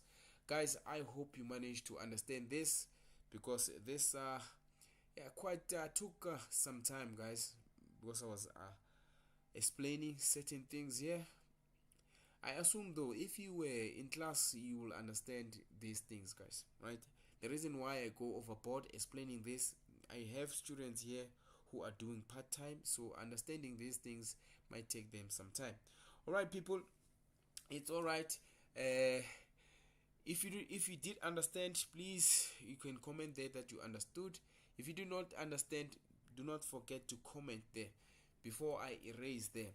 So I'm gonna give you some time, guys, before I erase, and then we will do the second question there, which is solving for x. Right? I assume everyone understood this, so I'm gonna erase this, guys. Right? I'm erasing this question. Let's focus on the next coming question, which is gonna require you guys to pay attention, because here we'll be solving for x. Right? Let me just erase this further. Oh, what's happening? Our our thing here is not working. What's happening here, guys? Okay, guys, the computer is stuck. Sometimes this computer is crazy, right? Too much. All right, everything is fine now. Too much of the process here, guys. Too much of moving things here. So this computer sometimes acts crazy. Okay, let's zoom again. Let's zoom. All right, I just finished zooming. Let's see if we're gonna able to erase again, because now it's working fine, people. It's working fine. Okay, forgive my computer, guys, and the network, it's so slow, so sometimes it takes time. Right, so let's look at the next question here, which is question 2.1.3. So question 2.1.3, we are solving for x, people. We are solving for x. Now this question here, we are given the domain. They said x should be greater than or equaling to 0, but less than or equaling to 360. So this here is just a domain. This here inform us that where should we solve our x. So the equation that we have is this one here, guys. So simplification will be required, identities will be used here, guys. So I hope guys you are ready for this one, because this one, it really needs you guys to pay attention. So let me just go and create space here. Let me zoom out. Okay, let me zoom out. We are solving for x. This is the one that has a lot of marks most of the time, and it is a bit complex, it's a bit challenging. So I'm gonna rewrite this equation here. We have 7 over sec squared x minus 3 sine squared x plus 1 is equaling to negative cos x. Right, let's look at this question, guys. Let's look at this question, and let's not forget our domain. Let me write our domain here. Our domain, it says 0 degrees to 360. Basically, that's what it means there. This part here, this is what it means. It means that our axis should be within 0 degrees to 360. So if I could draw this cast diagram here, or the Cartesian plane, but this is a cast diagram. We have 0 there, we have 90, we have 180, we have 270, and we have 360 degrees. So it means that our x should be on the first quadrant, second quadrant, third quadrant, and the fourth quadrant. So we can have 4 x's here, guys, depending on our equation. Now, before you solve for x, you need to simplify this first. And to simplify, your equation first. So let's simplify it. Let's look at the first term here. We have 7 over sec squared x. Guys, you need to change this into its inverse. If you still remember, 1 over sec is equaling to cos. This is what we call the inverses. So we can change that 7 over sec squared into 7 cos squared x. Remember, we use this information here to change that. And then for now, we're going to leave this negative 3 sine squared x. And then we can transpose this negative cos x on the other side to this side to become positive cos x. Right. And then we have plus 1. All this is equaling to 0. There we go. Guys, now when you are solving for x, when you look at this, we do have a constant here. So this is similar, or it's gonna be similar like a trinomial, as if we are factorizing, because we will be factorizing for the fact that we have the 1 here, the constant here. This indicates that it's a trinomial. So we'll be solving this as if we are solving for x using the factorization method.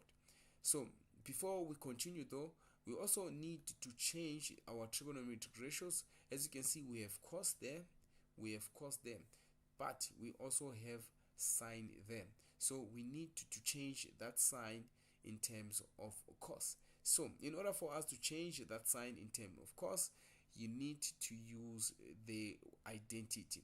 So we can write 7. Oh, let me change the color.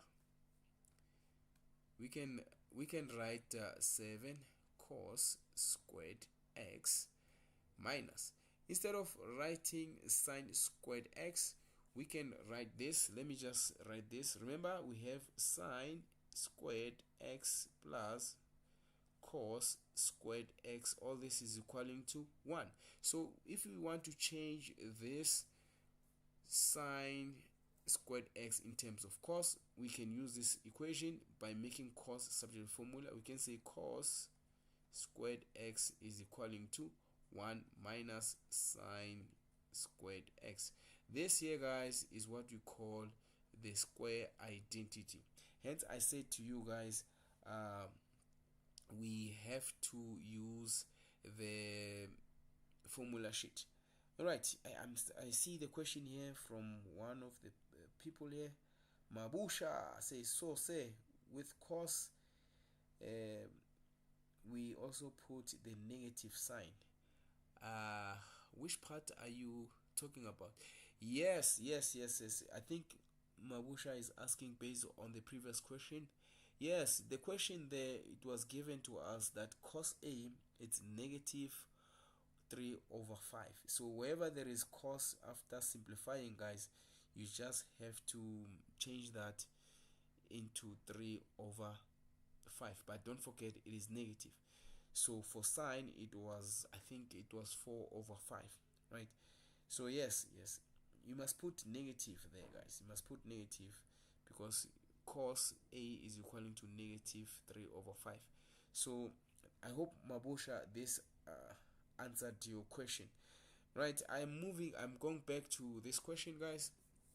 Right, so where was I? Yes, as I was saying, guys, you need to use your formula sheet. This equation there is there on your formula sheet.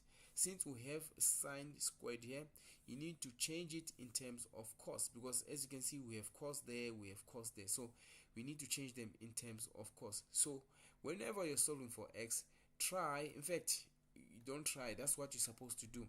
You have to have one trigonometric ratio there. So instead of writing sine squared, we're gonna write this here. Wherever there is a, oh guys, what did I do? Oh, I made a mistake, guys. I made a mistake, guys. Let's start over here. Oh, let's start over here. Yeah, I made a mistake there, guys. Oof. See, I'm multitasking, and now I make mistakes. We supposed to make sine subject to the formula from these guys, né? we need to make sine separate formula. I hope this won't confuse you. If we make sine separate formula here, sine squared, if we make sine separate formula, sine squared x, we're gonna have 1 minus cos squared x. There we go. There we go. This is what I meant to say, guys, right? Yes, this here.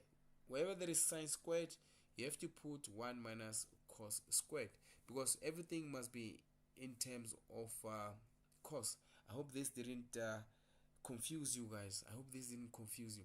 So let's use this. So we have -3. So wherever there is sine, we're gonna put 1 minus cos squared x.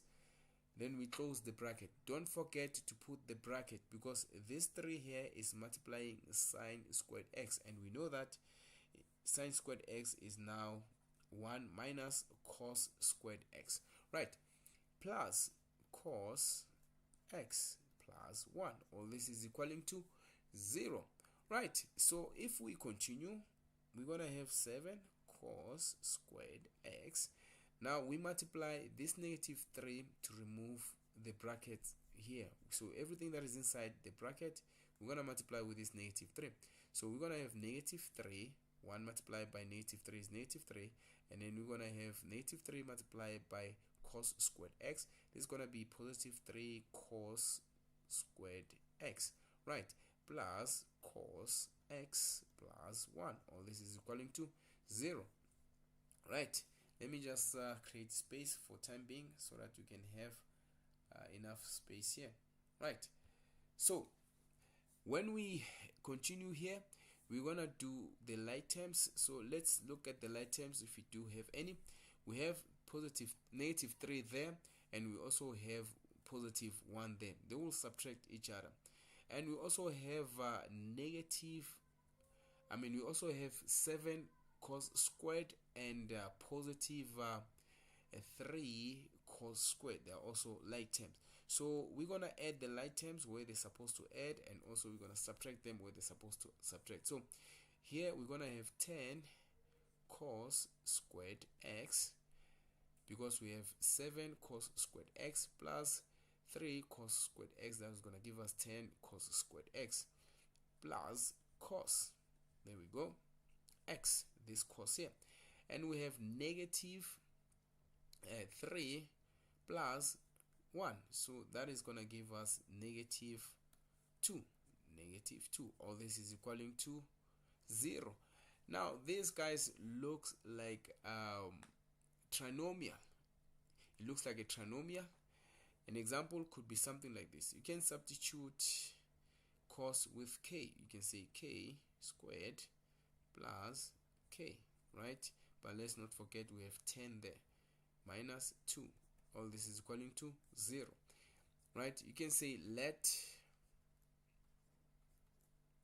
k equaling to cos x. Hence I did this, guys, right? So from here we need to factorize. So let's see, can we able to factorize this here? Right, I'm gonna erase this, guys. I don't like to use the k method. I hope so far you can follow through, guys, right? I hope so far you can follow through. Before we continue, let me read the comment there. Someone said, Neo, I think, say, can you change sine squared plus 1 to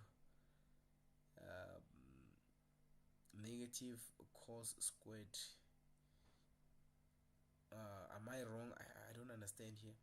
Can we change sine squared plus 1, sine squared plus 1 to negative I think so, to negative sine squared. Your question, man.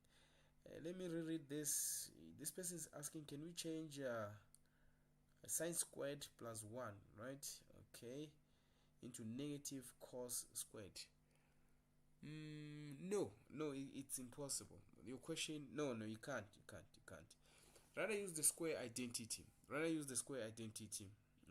Neo. I hope this helps you. Rather use the square identity. So I will continue from here, guys, right? So let's Let's continue.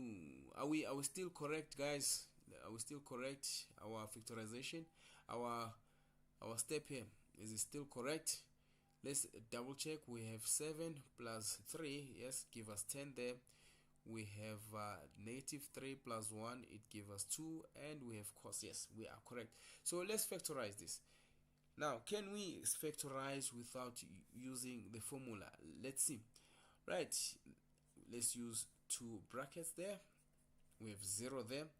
The factors of 10 cos squared, it's 10 cos, right, x, right?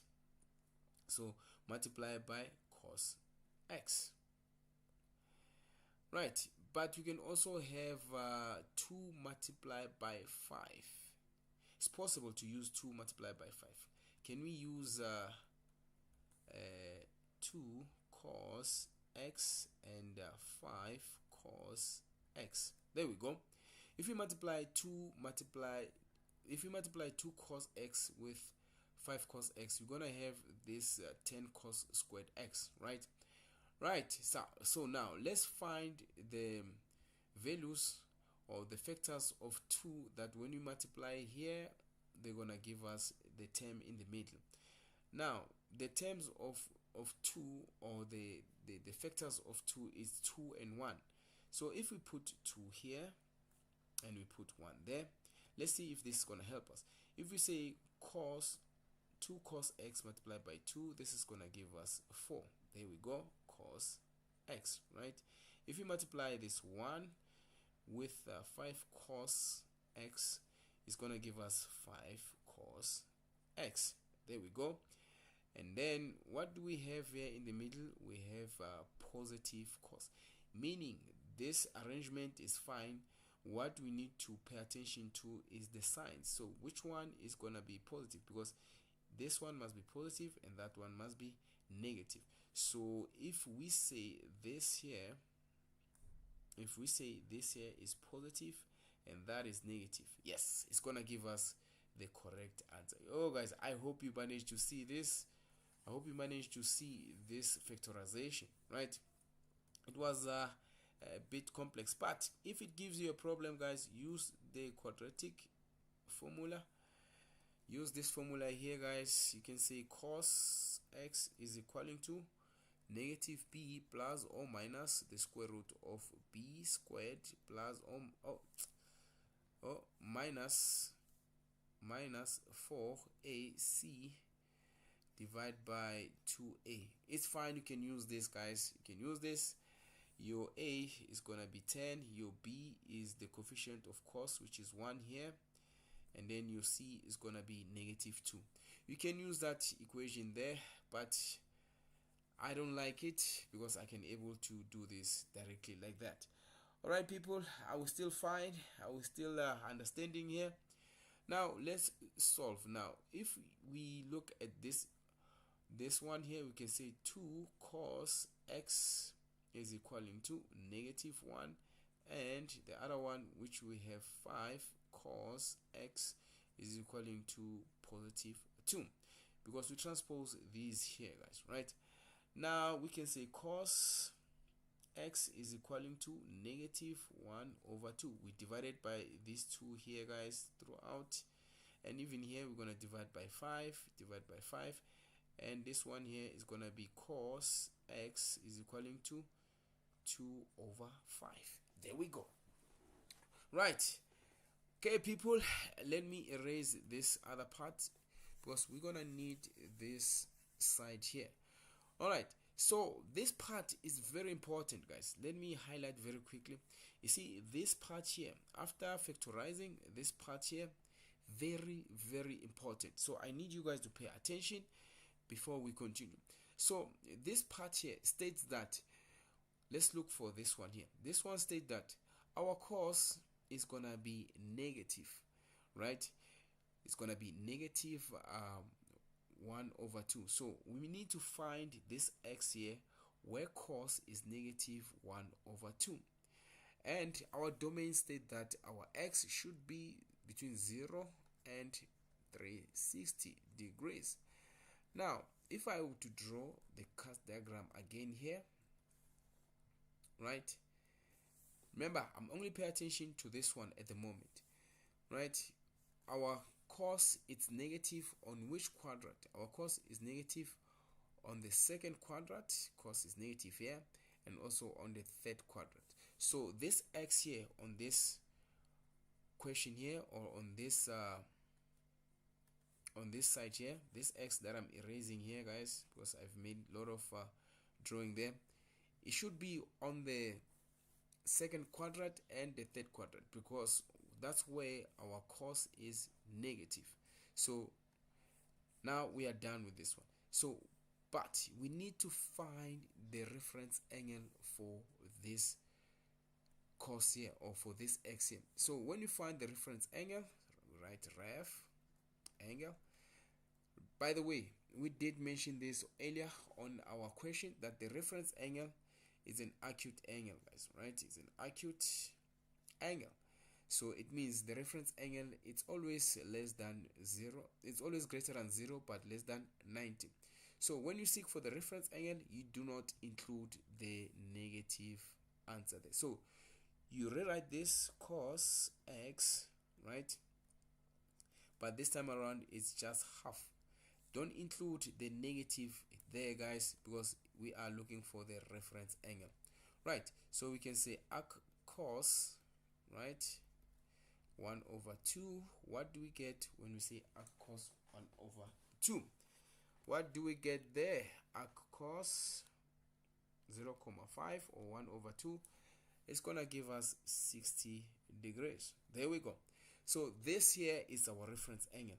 But let us not forget that our cos here, it's negative, and we said cos is negative on the second quadrant and the third quadrant, these quadrants here. So how do we represent these quadrants? It's, let's start with the second quadrant. It's 180 plus, minus 180 minus theta, and then our third quadrant, it's 180 plus theta. There we go. So when you calculate this one here, guys, it's gonna be x for the second quadrant. Let me just write second quadrant there. X is gonna be 180 minus our reference angle. What is our reference angle? It's 60. So 180 minus 60, this here is gonna give us 120 degrees. So this is our first x. So on the third quadrant, where x is also negative, remember we're dealing with this one at the moment, is gonna be x is equaling to 180 plus theta. So our reference angle, which is theta, is gonna be 180 plus 60. So what is 180 plus 60? If you put that on a calculator, it's gonna give us 240 degrees. So these two x's, guys, they belong to this one here. So we are done with that one there. So one of the x's is gonna be 120 and the other is gonna be 240. Now let's look at the second one here. Let's look at this one here. Now here it states that our cos, it's positive. So our cos x, whatever x is here, cos must be positive, or it's happening on the positive quadrant, guys. Then it's happening on the positive quadrant. So cos, it's happening on the quadrant where cos is positive, right? So cos is positive on the first quadrant and the fourth quadrant. So the first quadrant, we represent it with theta, and then the fourth quadrant, we represent it with 360 minus theta. So when we calculate the reference angle here, it's gonna be the same as the answer for the first quadrant. I hope you guys understand. On this one here, when we calculate the reference angle, it's gonna be the same as the angle on the first quadrant, because on the first quadrant we have the angle that is less than 90 but greater than 0, which is an acute angle. So I'm gonna erase this part here, and I'm gonna try to do the other one where cos is positive. Right, I hope you guys understand. Again guys, please say something if you don't understand. Right, so remember on this one here we said cos it's 2 over 5. So if you say x is equaling to cos 2 over 5, what do we get here? What do we get here? Cos, okay, cos 2 over 5. What do we get? So we're gonna get 66 degrees, comma 2 degrees. So this here on its own, it's actually the angle that belongs to the first quadrant, right? But then how do we get the one that belongs on the fourth quadrant, right? The fourth quadrant. So we're gonna say x is equaling to 360 minus theta, which is our reference angle. At the same time, is our answer for the first one. So this is gonna be 360 minus 6, comma. Let me create space a bit here, guys. 4, 2, 2, and this is equaling to, right, let's put it in our calculator. We have 293.578 degrees, right? So as you can see, this answer here is for this one here, the cos that we find here for the positive cos, guys. So this is very tricky, guys. I hope you manage to understand this, because first of all you have to simplify. After simplifying, you need to write the x, and also you need to find your x where cos is positive and where cos is negative. Right, let me just zoom down. There we go. Right, so let me go back and recap. So first of all, we're supposed to simplify this, and then we simplified it until it gave us this. Then from there we factorized, and then we got our cos's here. We have cos where it's negative, and we have cos where it's positive. And when cos is negative, we did the calculation earlier. We look at the second quadrant and the third quadrant. So that's where we said cos x is equaling to 180 minus 60, because our reference angle there, it was 60, which was giving us 120. And in the other one, it was, this is the second quadrant. On the third quadrant, we said it was equaling to 180 plus 60, which gave us 120. So it is there on the first part of this video here, first part of this question here. So I hope you guys managed to understand. This was a bit, sorry guys, not 120. Oh, I made a mistake again, guys. I am tired. I think we are all tired. It's not 180, it's plus 60. There we go. It's 240.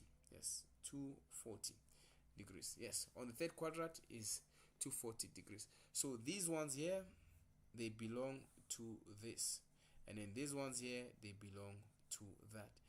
I hope you guys managed to understand this. This part was a bit tricky. Thank you, Tabane. I noticed that. Guys, I am getting tired. I think you're also tired as well. So I'm thinking that we should stop at question 2, and then we're gonna continue with another stream with question 3 tomorrow. What do you guys think?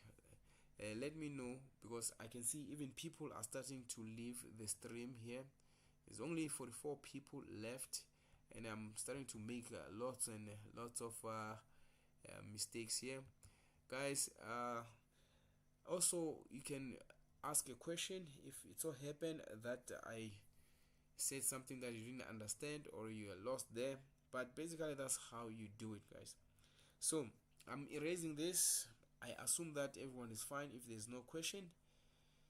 So let me erase this. Right, while I'm erasing, guys, like I said, I'm thinking we should stop at question 2, so we can continue on question 3 tomorrow with another live stream. But it's gonna be late because tomorrow I'll have a free time round about very late, man, round about 7 o'clock. I think 7 o'clock afternoon at night. Yes, 7 o'clock at night. So what do you guys think? Do you guys it's okay, or shall we finish everything, take a 10-minute break maybe, or 5 minutes break? I need coffee, guys. I don't have energy anymore. I didn't drink coffee at the beginning of this stream, so maybe that's why I'm running out of juice. So what do you guys think? Shall we continue with question 3 tomorrow, or shall we finish everything on this live stream now right here? I'll try to be accurate. Tomorrow, Dr. and Tepo says tomorrow. What up, Ntepiso? I mean, Ntepiso are saying tomorrow. Mzamo says it's okay to finish the live stream tomorrow. Okay. Who else? Who else thinks we should finish the live stream tomorrow? Okay. Tabane says tomorrow is fine. We have a lot of people are saying tomorrow. If you are saying tomorrow, it's okay, guys. Let's just do 2.1.4, and then we gonna do question 3 tomorrow. Right. Let's zoom in. Let me show you guys question. What is it? Question 2.1.4. Right, so question 2.1.4 here, they want us to simplify the following. So here, guys, it's all about simplification, right? It's all about simplification. Lisedi Kanye says, why tomorrow? Guys, you need to vote. We need to vote. But tomorrow, if we say tomorrow, remember that it's gonna be very late. It's gonna be at 7 o'clock late. So I hope you'll be available. If we say we finish today, it's gonna take longer than this because question 3.2 it's a bit long. So yeah, let's decide, people. Let's decide, right? I think tomorrow says Magagula. I can tell people are tired. I'm also tired, guys. Right? I'm also tired. Senzo says tomorrow, say, can even add another question. All right, yeah, we can add another question, guys. All right, people are saying tomorrow. All right, but let's do the last question, which is 2.1.4. all right. Let's do it, people. So meaning question 3 we're gonna do it tomorrow. If you are here for question 3, you can leave the stream, guys, because question 3 we're gonna do it tomorrow. So question 2.1.4, it says simplify the following. We have the following question here. I hope you can see it. I will zoom it, guys. I'll zoom it. There is the question here. We have x, we have tan x multiplied by cos plus sine x, all this divided by 2 tan x. Right, so I'm gonna zoom down and rewrite this question and simplify it. So this is out of 4 marks. You see, I even forgot how to do mark allocation for question 3.1, question 2.1.3. That's how tired I am, guys. JC said we must finish today. Oh, I don't know, man. JC, most people are tired, including myself, and I'm making a lot of mistakes now because I'm tired, guys. And then Ndaba said we should take a 5 minute break. That will make the stream to be longer. And Bushle said tomorrow, and let's do more trick. Okay, it's fine. We're gonna do tomorrow. A lot of people are saying tomorrow, guys. Okay, I'm tired. We are tired, guys. And if I'm tired, I'll make a lot of mistakes. So let's just do number 2.1.4. All right. So let me rewrite it. We have tan x multiplied by cos x plus sine x divided by 2 tan x. Guys, this one here, it will require you again to pay attention to your formula sheet, or if you have a book next to you, you can go to page 236, 237. Those pages, that's where you have almost everything that you need when you simplify, when you prove, and when you solve for x. Anyway, let's continue with this one. So I would rather change this tan into sine x over cos x, right? Multiply by cos x. If you have a fraction, do not forget to have divide by 1, right? Because we have fractions, you just change this tan into sine over cos. So multiply by cos. This cos, it's at the numerator, and then you say plus sine, right, x divide by 1. Unfortunately, this is how you're supposed to do it. Now, since we are dividing, I would say change this into division sign like that, and you have 2. Let me go back, and then you have 2. Remember the denominator here. Instead of writing tan, we can write sine x over cos x. There we go. Guys, you can rewrite this equation like that. Really, when you write it like this, it makes life easier, way much easier than you can ever imagine, right? So let's continue. So let's look at this here, guys. This part here, we can multiply, right, the numerators and the denominator. So if we multiply the numerator, we're gonna have sine x multiplied by cos x, right? All this is divided by 1 multiplied by cos is gonna be cos x plus sine x over 1. Let's not forget, this is divided by 2 sine x divided by cos x, right? So when it's like this, we have this sign here, we have the positive sign here, guys, right? Since we have the positive sign there, we need to find the LCD in order for us to simplify what is inside the bracket there. So the LCD, when we look at this, what is inside the bracket there, our LCD is gonna be cos, because the first term here, it has cos as our denominator, and then the second term here, it has 1 as our denominator, right? Now that we have cos as our LCD, here's what you should do.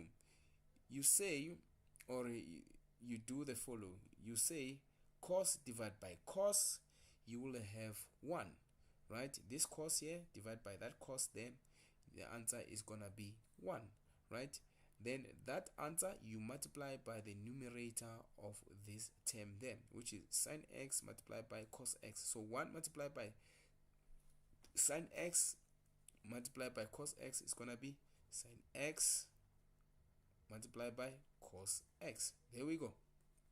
I hope you can see, people. So we are done with the first term there.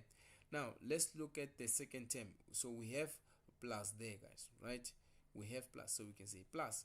So we can say 1, you see this one here, dividing the cos here, our LCD. So if you divide cos by 1, the answer is gonna be cos. So the very same cos that we get, we multiply by our numerator, which is sine.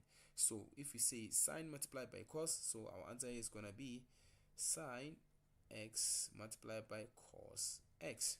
So guys, this is how we get to this, right? Do you guys understand? Do you guys understand how we get to this point here? Let me create more space, guys. Let me create more space. Right, I'm creating space there.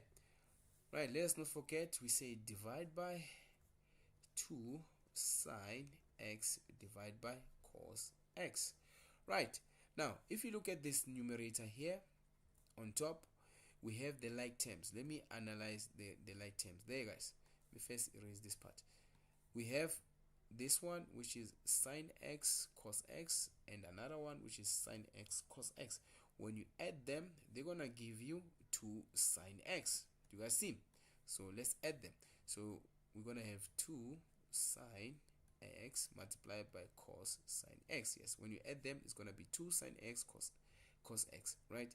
All this is divided by cos x, right? Divide by 2 sine x divided by cos x, right? Now when you look at this side here, when you look at this one here, we have cos dividing cos. So cos divided by cos is 1 multiplied by 2 sine x, right? So we're gonna be left with 2 sine x divided by another 2 sine x divided by cos x, right? So we continue. Now let me create space here, guys. I hope you understand, people. I hope you understand. Now this side, you're just gonna write it as sine x, and then we can change this division sign into multiplication. So when we do that, the denominators become the numerator on this one here. So our denominator becomes our numerator, which is going to be cos x, and then our numerator becomes our denominator, which is going to be 2 sine x, right? Since they are multiplying each other, we can say the following: this 2 sine x that you see here and that 2 sine x that you see there, they're going to divide each other. Then we're going to be left with cos x. So your final answer is cos x. Guys, this one was also not that difficult. All you needed to do here, guys, it was to rearrange this question to be in a manner that it's easy to simplify. As you can see, I avoided using the division.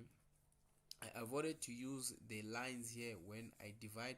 Instead of using this line here, I use the division signs as well. And another thing that I did here is I changed our tan x into sine over x using the quotient identity, right? So let me show you how we mark this type of equation. First of all, we mark it for changing the identities if there is any. We also mark this part here where you simplify, and then we mark the part where you divide there after dividing, and then we mark the final answer. So it depends when we mark this one, guys. It's not always like this, but this is an ideal way of marking it. Sometimes you have to apply, or you have to apply a certain rule, we mark it. Sometimes you have to change a certain identity, we mark that as well, but we also mark the final answer. All right, people, so we are finished with question 2. It was a bit tricky, guys, especially the one where we're solving for x. I have a feeling that I didn't explain it well for most people, especially those who are not in class, those who are not attending in my class. I feel like I didn't explain it to my level best. But tomorrow, since the majority of people are saying tomorrow we should finish this test, I mean, we're gonna do more of trigonometry, because question 3, we have the question that is gonna cost us some time, and it really need us to be fully engaged. Okay, people, remember this was our first time doing this, and yeah, it was not that bad. As we continue to do this live stream, I will try to be more faster and more accurate, guys. Right? I wasn't really ready. I thought I was ready, but I was not, because I'm hungry right now and tired, and I don't want you guys to hear me while I'm chewing. I don't think you're gonna like how I chew. Anyway, I have a question from Nakumba. Right? Nakumba, is it wrong if you use double angles rule where you have 2 sine x cos x? Nakumba, it is not wrong, but remember here we're simplifying. So if you do that, it will cost you, it will derail you. Yeah, it will cause you to have a lot of steps, and we're trying to avoid that, by the way. So we try to avoid that. I saw that we had 2 sine x cos x, which is actually the double angle identity, but then that is also divided by cos x there. So Nakumba, you have to be careful. You don't just change. It's not wrong, but it's gonna derail you, and you're gonna have a lot of steps. So before you do that, first check whether you can divide. As you can see, we have cos here and cos. That's why we left with this here. And as we continue, this 2 sine x is gonna divide with another 2 sine x. Right? Lawrence. Oh, sorry, guys. Lawrence said, from step 2, is it okay if I cancel cos with cos and have sine plus sine being 2 sines? Okay, let me see. Step 2. No, it's not okay. Oh yes, Lawrence, it's okay. I didn't see this, guys. I didn't see. Yes, it's okay. Lawrence says if we divide this cos and that cos, obviously, let me just do it here. We're gonna be left with sine x. Yeah, that's it. Is it sine x? Sine x plus sine. Huh, guys, I made my life difficult. Lawrence showed me the simplest way. Right, divide by this. Guys, I made my life difficult. Well, this is the shortest method from Lawrence, guys. We should clap hands for Lawrence. Do you guys see?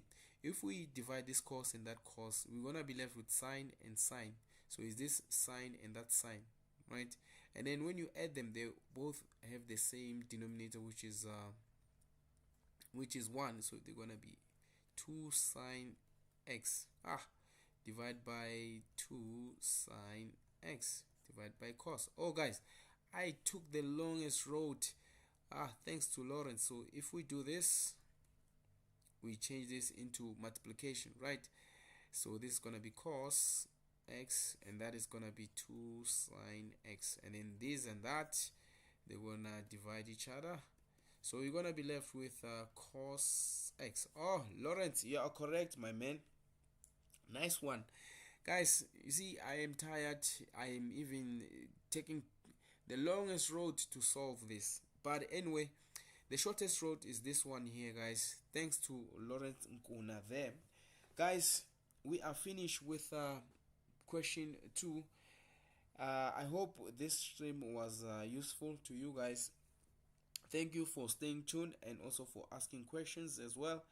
I will take my own advice and have my food and snacks next to me, guys, so I don't get tired and make lots and lots of mistakes here. And you guys, you always manage to comment. That is nice. So tomorrow we will finish question 3, and we're gonna add a little bit of trigonometric problems there. We're gonna solve for x. I'm gonna show you guys another way of solving for x, which is the 180, the co-ratio rule. I'm gonna show you the difference there. So hopefully we'll be able to do all these questions there. All right, guys. Thank you very much. See you next time, guys. If it was helpful, please don't forget to write it was helpful. And if there is anything that we need to improve here, please write as well there. And Lebesa ask what time. All right, Mr. Lebesa, 7 o'clock, right? 7 o'clock afternoon we will be doing the stream live, but we need to check our schedule, guys, right? We need to check our schedule. Let me check the schedule before I say 7 o'clock, because this Escom, guys, I will say 7 o'clock and Escom will take their electricity. So let's check, guys. Let's check whether we don't have any load shedding tomorrow. tomorrow, which is what is tomorrow's date, guys? Let me check. I don't see anything here on my schedule, so it seems like we're fine, guys. There's no load shedding until the 18th where I live, so it's okay. It is okay. So check your schedule, guys. Right? Check your schedule. There's also no load shedding until the 18th where I live. So make sure that you check your schedule. If there is load shedding, hey, try to come with a plan, guys. Right? Come with a plan. Right? Thank you very much, guys. This is the end of the stream. Till tomorrow 7 o'clock, we're gonna finish this question paper. I'm gonna add another question paper, but I'm gonna only add question 2 of that question paper.